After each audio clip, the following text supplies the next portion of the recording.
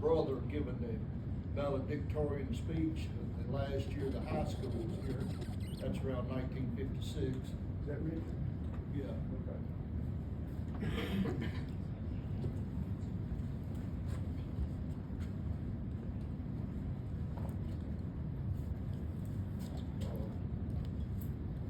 This is a picture of our apple operation in the fall. This was probably in the mid-80s.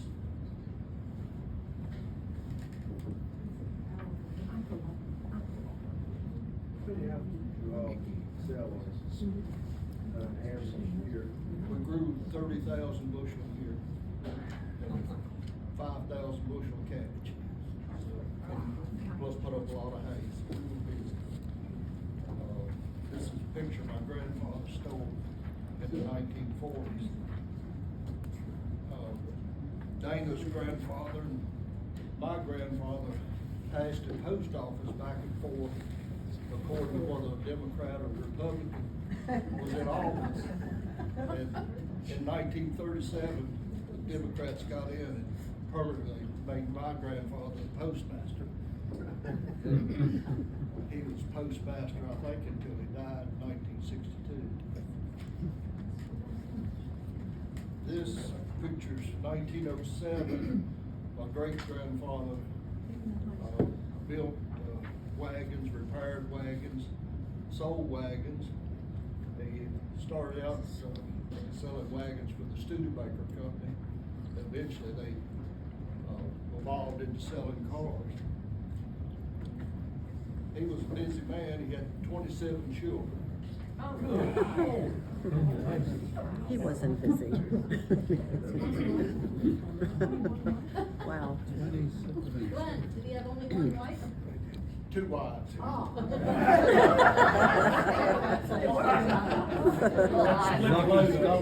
Good question. Pretty good chore for 2 wives. Here's a picture of the Studebaker cars. Sounds like the elementary school. Picture of the dealership is currently Reed's Garage down here on the edge of Floyd County. That's Reed's. All right, that's all I got. I'll talk about this. I'm just kind of hoping that you guys will have some things maybe tucked away if you're from up here or had family up here that we can use, and if we get a museum going, or history books, right? Very orderly. But Dean Lancaster was going, and this is easy to do because you don't think anybody will really care about these things. But she came up with 2 books that her brother-in-law had put together back in the, let's see, well, here's his picture. It kind of looks like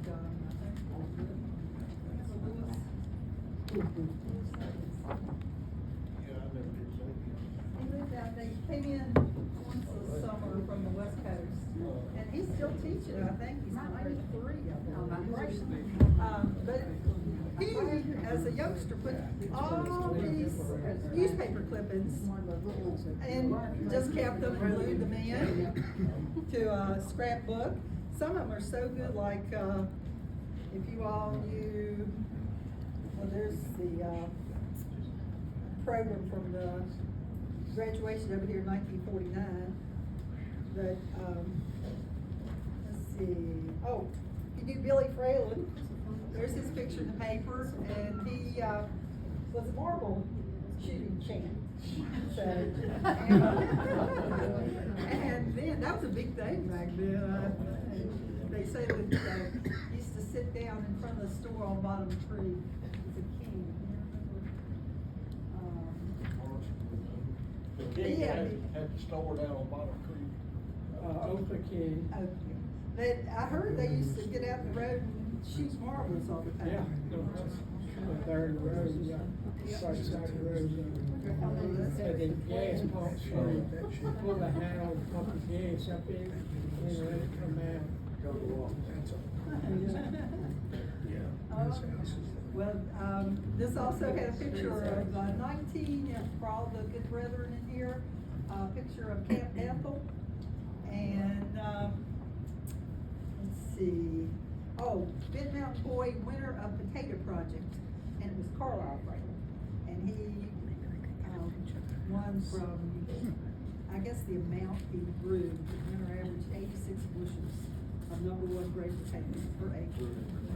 So, anyway, it's got a lot of things that you might find interesting in this. And then he did another one that was all military. So they'll be over here on the shelf. You see everyone I go through these and see, but a lot of the, he took a Augusta County military yearbook, I guess, and I guess he didn't have anything else to glue in, so that's why you're gonna see this in the front.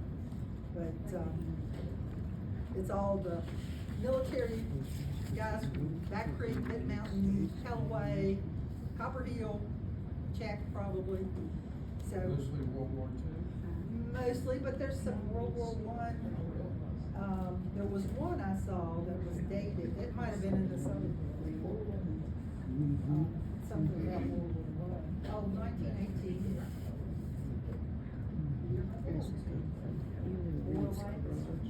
Anyway, they'll be over here too, and you can, if you have something neat you wanna share, just put it on paper over here. Get that out of the way.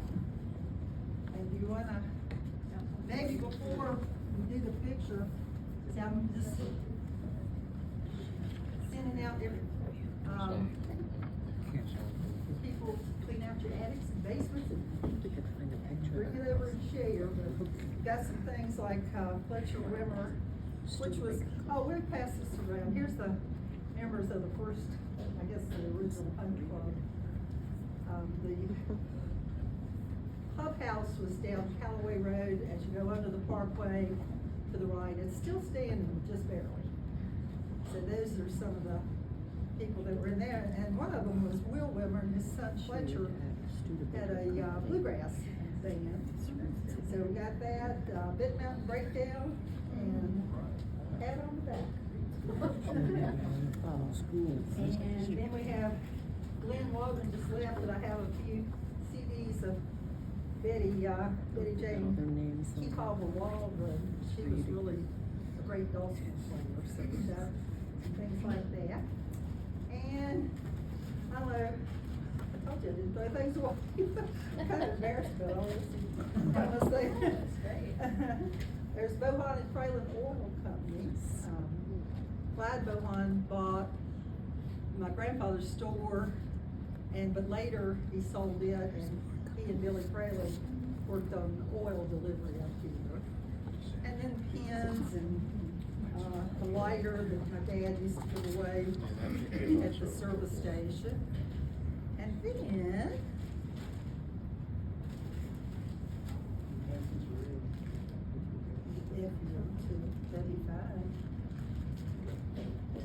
here's a bowl. Merry Christmas and Happy New Year, C.F. Holbert, Mount Virginia. So I had 3 of those that we saved that we'll put up on the shelf or something. And if you have any, that is one store. Have some things like that to bring in. Some of you have anything from your grandfather or not. Last thing, this was donated, and I'm being very careful with it, because we had somebody break in our house one time and took your high school ring, my college ring, Dad's high school ring, my dad's high school ring, and my mom's Bit Mountain ring. I'm sure they were melted down quickly. So I'm watching this one, but Sally Sloan Grubb, she graduated over here in 1950, and her daughter, Glenda, donated the ring to put it on her. If you want, I can pass it around. See that too. I don't know if this is the one. So let's see, I think. Yeah, I don't think this is, I don't think this is the one in Florida. I think that's, And Mickey brought this, this think is a that's a letter, different one. 20, what was it, Mickey, 1922? Yeah. That a teacher who lived over at Mickey Hall's house had written, but it slid down in between the mantle and the wall, I guess, of the fireplace wall. And Mickey found it when he was remodeling, but it's really good, and, for all of you who think you've had tough teachers, you don't know.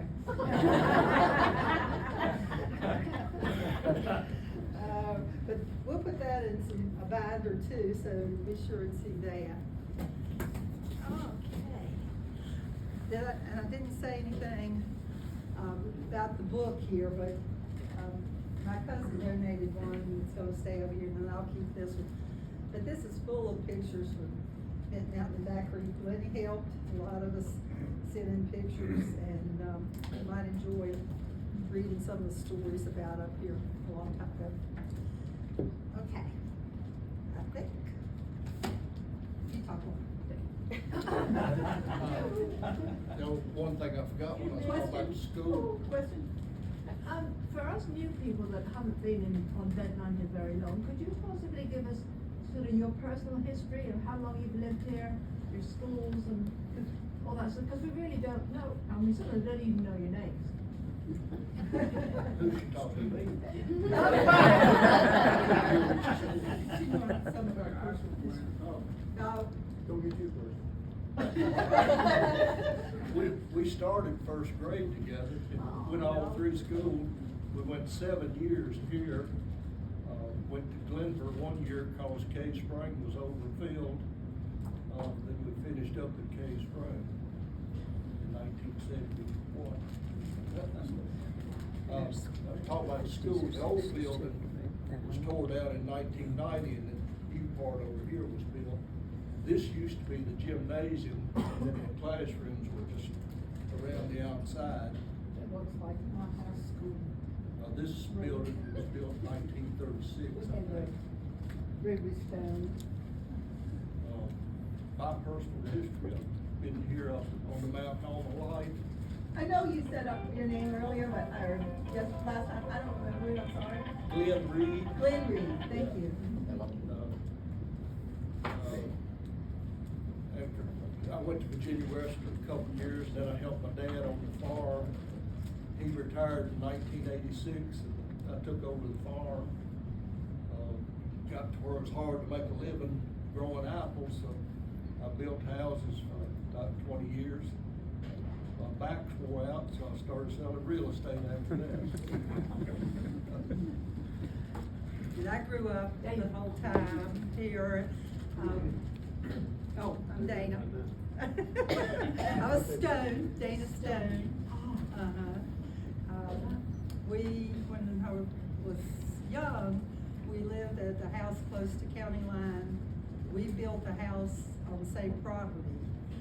But my dad built that first house. He put a sawmill up in the woods and cut the wood, timber, and had the lumber. And we lived out there. He worked for the American Oil Company, but they moved the tanks from Roanoke to Montville and didn't want to move. So then he built the service station that's B&S now, but it was Stone's Union 76. It started off Stone's Pure Oil, then Stone's Union 76. And I have a picture we'll show you over there. It truly was a service station then. It had the lift for greasing. Believe me, that lift, we had to live in the basement over there for a few months while they were building the house we moved to out here on the corner, turning in. And my dad get up early and start greasing cars, and you did not sleep through that. That was loud. But yeah, Glenn and I've known each other for a long, long time. I always remember, you may not remember this, but your mom and dad let us have a party out there when we graduated from Big Mountain. Yeah. And my brother George was graduating from Cave Springs that night. But we had the best time. We played, it rained some, And we played in the barn, in and out, the house, the barn, everywhere. And when we went to get ready for, George's graduation, I had hay everywhere.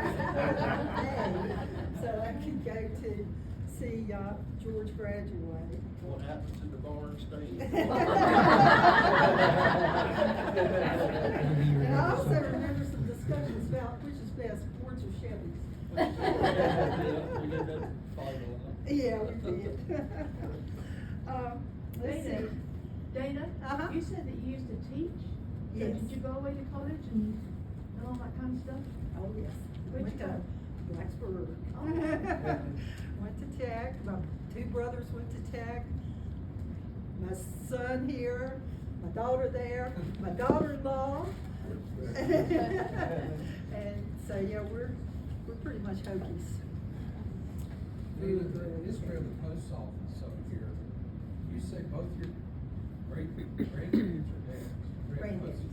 Granddaddies were in the post office, but there was never a post office in the EMS part. A lot of times they were stores, but there was one up here on the left, right, a little white building that was the post office. that was my grandfather. That was your grandpa. And Reed's Garage, Christine Thompson still calls that garage Reed's Garage, and I can never place, now that you said that, I placed the two together, why she calls that Reed's. You know, she still calls that Reed's. It's a corporation. The state name Reed's Garage is a corporation. Oh, okay. That's interesting. Has the post office moved, when did the post office move back down here? I've got that somewhere. I guess Let's see. Your dad built the new post office, didn't he? Yeah, Daddy built the new post office beside the service station.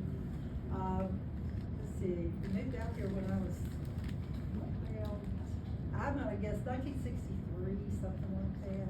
And 221 was always there your whole lifetime? Yeah. 221 has always been there, just not Tennessee, right? It was, I think the new 221 was built in the thirties, maybe 33. Oh, okay. Long after World War II. Okay. During the Depression, wasn't it? Or was it? The new part of the New Deal. Oh. Wow. Roosevelt. Yeah, a lot of people don't realize that the gap here at the Parkway, that's where the Parkway ended. The 221 became the Parkway all the way through Roanoke until you got up to 60. One of the big spot. So in reality, the New Deal built 221 is the Parkway, I guess. Well, the New Deal put a lot of money in the Parkway. I know a lot of people in Floyd that had got jobs on the Parkway back in the thirties. Oh, wow. And then the new section from the top of the mountain to 220 was built around 1960, because we were going to school here. The kids would come in from Florida working on the fathers working on the Parkway. Really? They They're went going to school up here? Huh? Going to school up here? Yeah, Wow. they were here temporarily, you know, while the Living on all family was working on the Parkway. That was what, 19, I know that. 60, 64. It was probably, yeah, cause I can remember we walked out there, did y'all go there, walk out and see all that huge machinery they had, and that was, well, hadn't seen anything like that around here before, but. Where did they live temporarily while they were working on it? Where did the temporary workers live? Out at Reed's Garage, there were some mobile homes there that I guess they rented probably. We heard a lot of dynamite going off when they were building there. I think one of the funny stories, and you probably heard this, was, when Harold they live on Schilling Road, and now the Parkway isn't that far from them, but sometimes the blasting would throw rocks all the way down in their yard. And one time Harold said it hit a buzzard, I think, and knocked it sideways. And then took off then. And do we have a daddy You know what it is. Well, we can. Oh. Fran, can you give us a sense of how many children were going to school while you were going to school up here? And also, how did you get to school?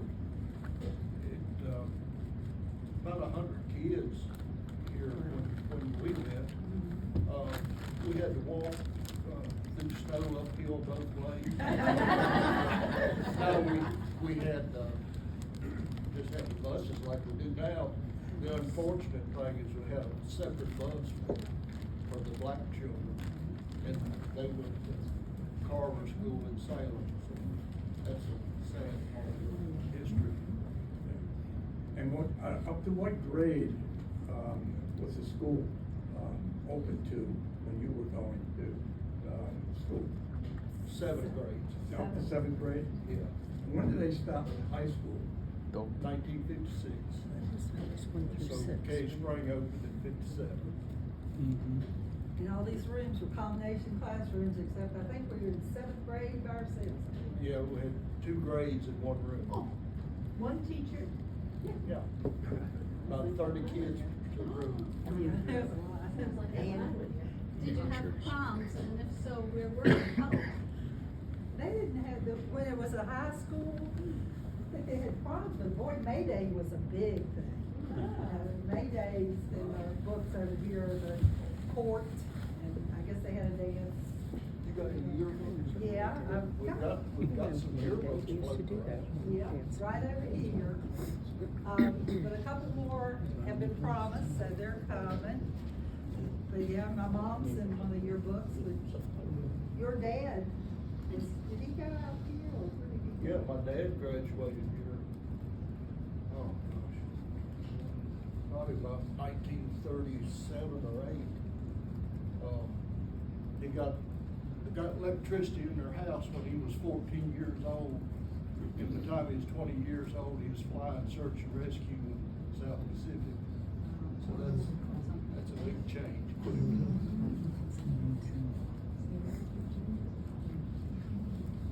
My dad went to Czech, he graduated from Czech, so my mom graduated here, but my dad, since Lee was talking about that, he did not have to go overseas in World War II because he had twin brothers, and one was killed and the other one was captured, and so they kept Daddy stateside. It was a hard time. I think I was complaining to my aunt about how hard COVID was. She said, "You don't know anything." That was hard. That was hard. Bob Lenny's looking, I was gonna ask you because I'd really like to find out some more information, if we could, about, the fire department and the founders, and I think Comer and Daddy were in that, and, quite a few others. Boy, they'd get up in the middle of the night and go, and then come right home and go to work the next morning. Yeah, it was 1958 when the fire department started. I can remember a barn fire, Morgan Connors, before the fire department, and, men in the community took their spray rigs and took water over and sprayed on the fire. Didn't do much good. And I remember one time they couldn't get the fire truck started, because the fire department was over here in the building beside the post office. And they had to take a tractor, one of, I guess, Clinton Paul's, Alice Chambers tractors, and pull the, fire truck off to get it going to get to the fire. I can't remember whose fire that was.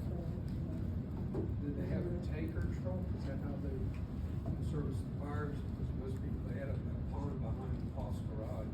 Always thought they had to have a water source somewhere close to fill the tanker up and get it to the Yeah, location. first fire truck was old, Deuce, Army truck, top speed on it, about 45 miles an hour.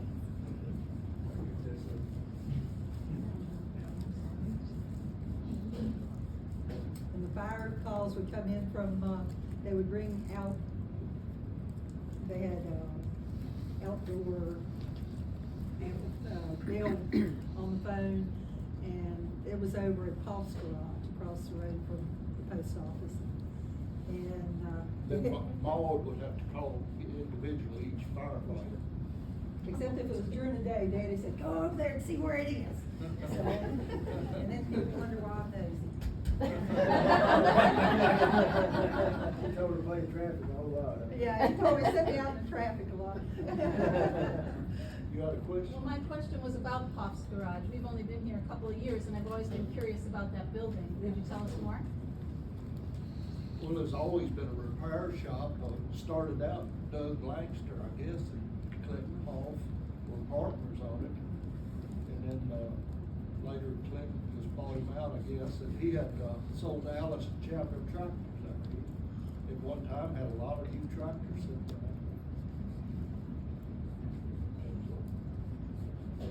I've always wondered about the architecture of some of those buildings. Who built all the buildings? They're all flat roofed and square and box.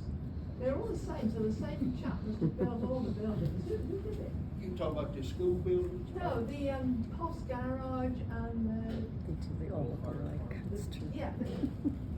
I don't know where that come from. It's a mistake.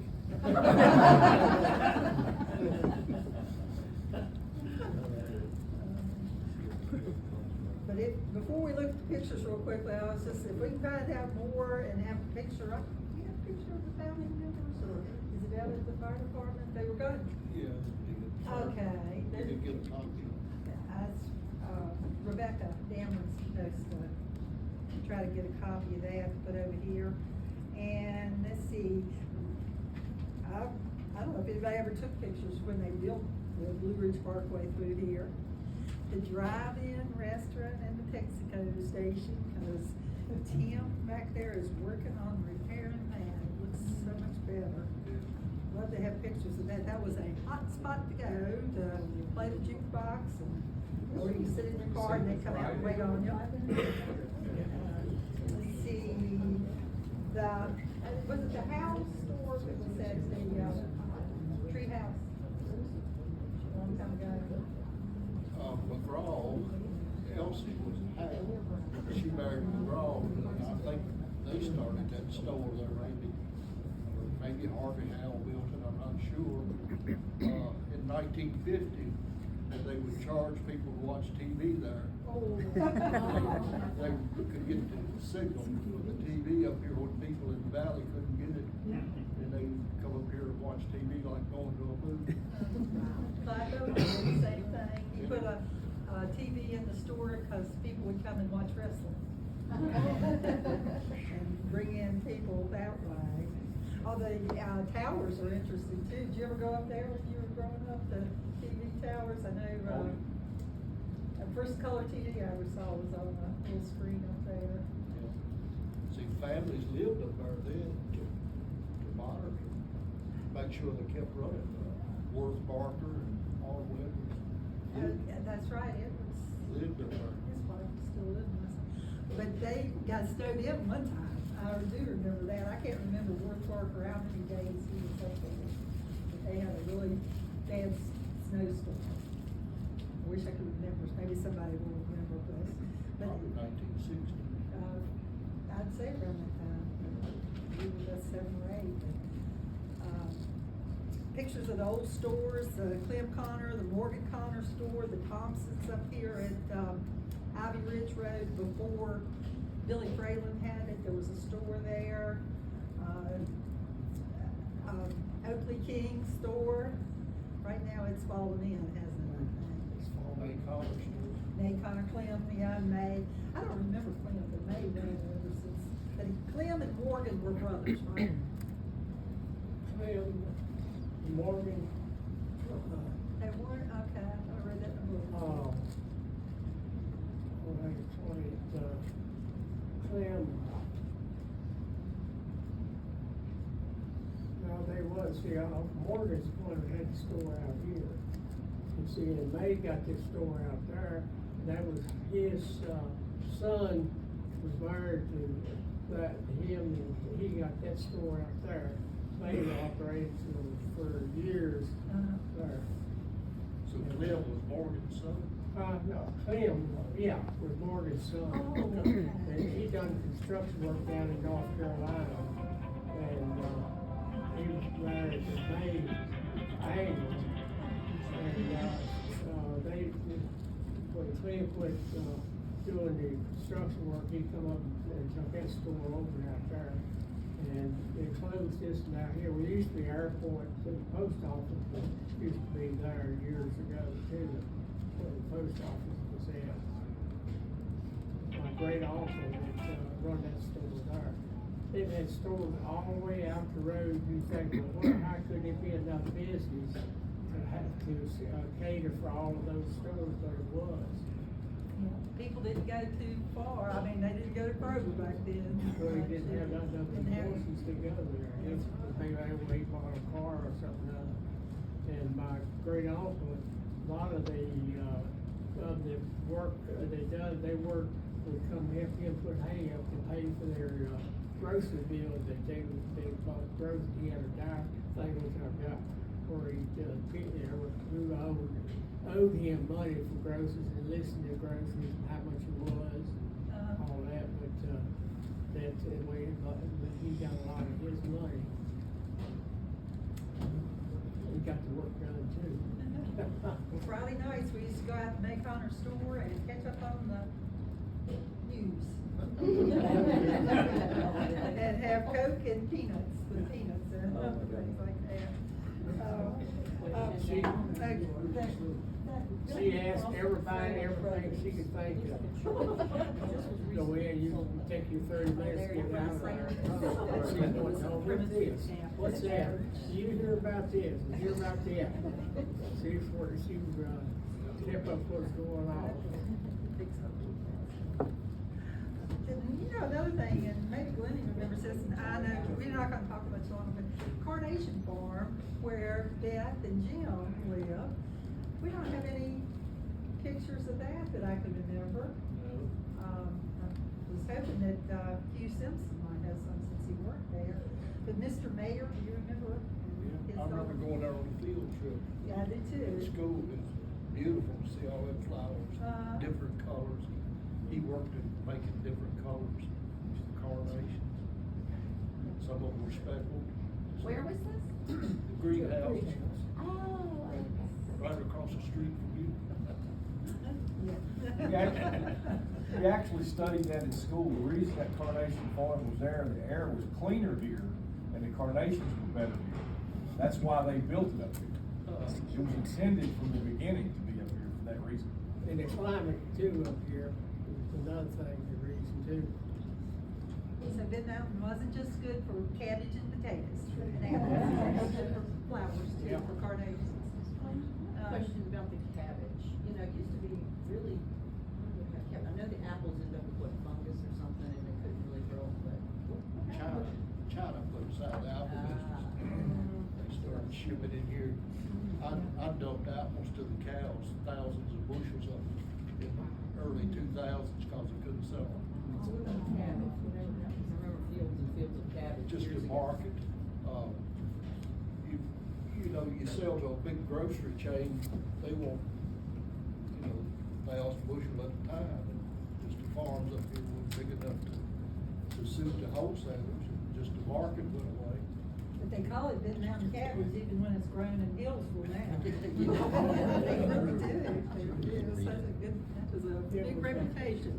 Sweeter, the cabbage was sweeter up here, wasn't it? Yeah. Off the mountain, it's kind of strong taste, it's real sweet. And they like the cool climate too. Dr. Tinsley's house, did people go there to go to the doctor to see him? I think they did, that little room that sat over to the side, right? That was his Yeah. office. But then he'd get on his horse. And come to your and house? come- And, Genevieve, when she was writing about, Bottom Creek, said that Dr. Tinsley came to deliver a baby at their house. No, it must have been before she was born, but she said that the baby was taking his time coming, so Dr. Tinsley just went in and got in bed, and went to sleep in there, and, her aunt was a young child, woke up and saw the guy, Dr. Tinsley sleeping there. But yeah, I don't remember any of that too much, but Dr. Hurd I remember when he came. But, did you say Dr. Hurt? Did you know anything about Dr. Hurt that you could tell us? Because I know his, yeah, I know the family. You know the family? Well, his daughter, or his daughter's wife. Was my mom. When was he up here, Dr. Hurt? I saw it in here. 37. 37? Picture, I think. Yeah. Dr. Hurt moved to Benton Mountain April 3rd, 1937. Where was his place? I think for a while he had a little building, I think, I saw that on the picture, because everything's hidden together, but I found out there at Callaway Road, he worked for a while. And then there was another doctor, I can't remember his name. Dr. Kane came to 38. That's right, Dr. Hurt, Dr. Kane gives you confidence in the doctors.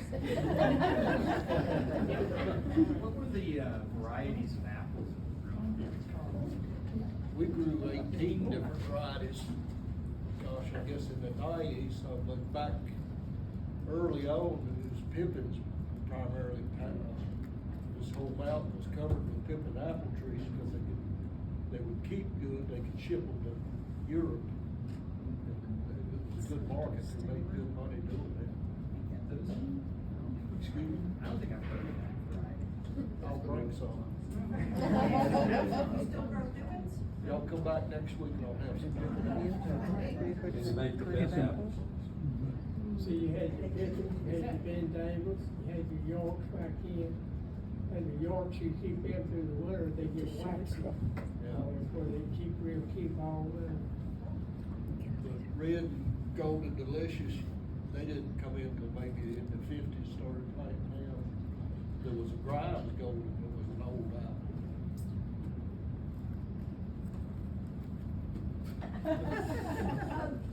Do you know anything about the history of Hollyfield? It used to be golf course, but before that it was an apple orchard.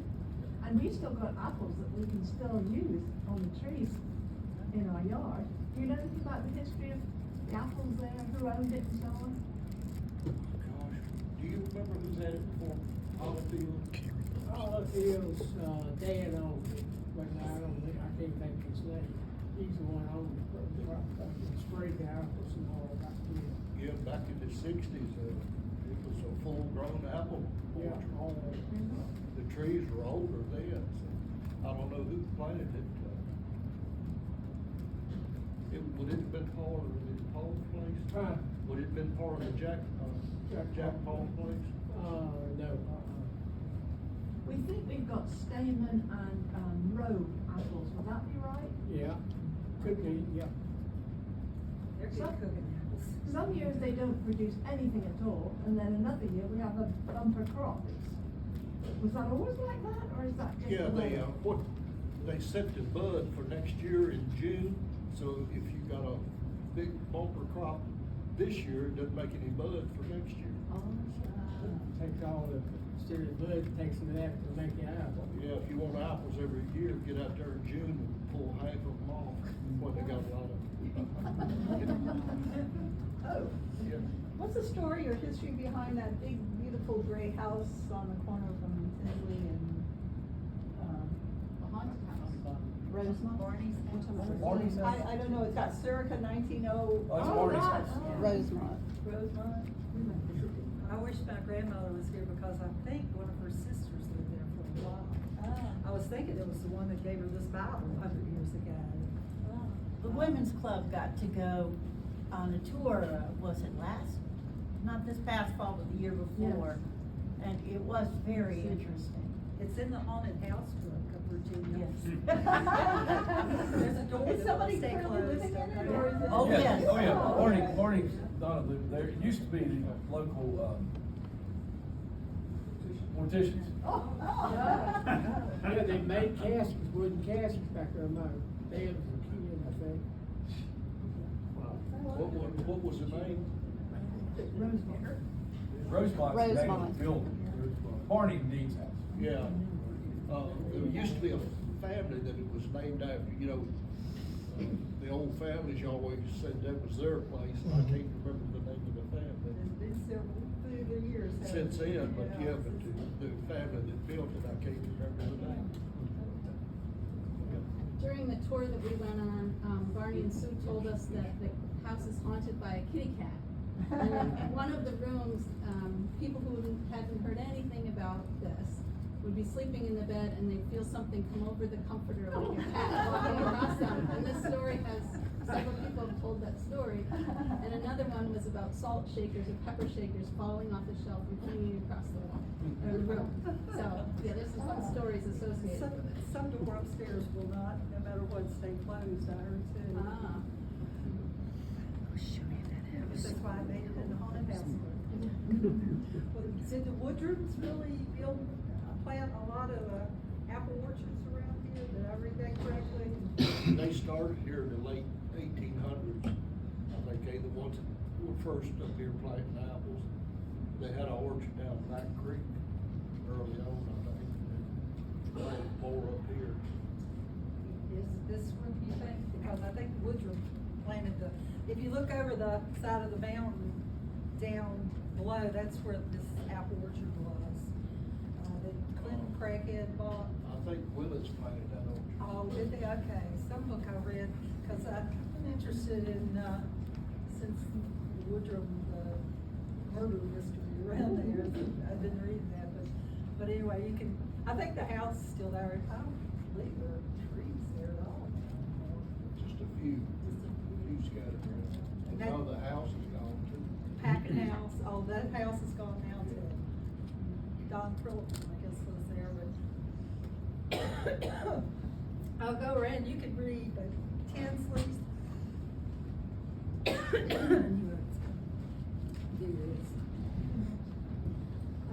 And we tried to put a little history below it. But if you have more, this one I hope to add to, I did find a picture, or I was given a picture, thank goodness. By Linda, who gave us her mom's class ring, and her mother, and Clovis Cooper, and I think it was, yeah, Mildred Reed, I think. That's who Sandy Wilson posts. Mildred Reed, in front of the pantry. But Clovis was a great cook, and everything was homemade there. This was Margaret Worrell. She worked there, and Jimmy King. And that's an older picture. I think somewhere there ought to be a picture of the purple bathtub that used to sit there. But that was where everybody went to eat, especially after the drive-in wasn't in operation anymore. Do you know anything about the swimming holes on Bottom Creek Lane after Mill Creek joins Bottom Creek? Did you ever go down there swimming?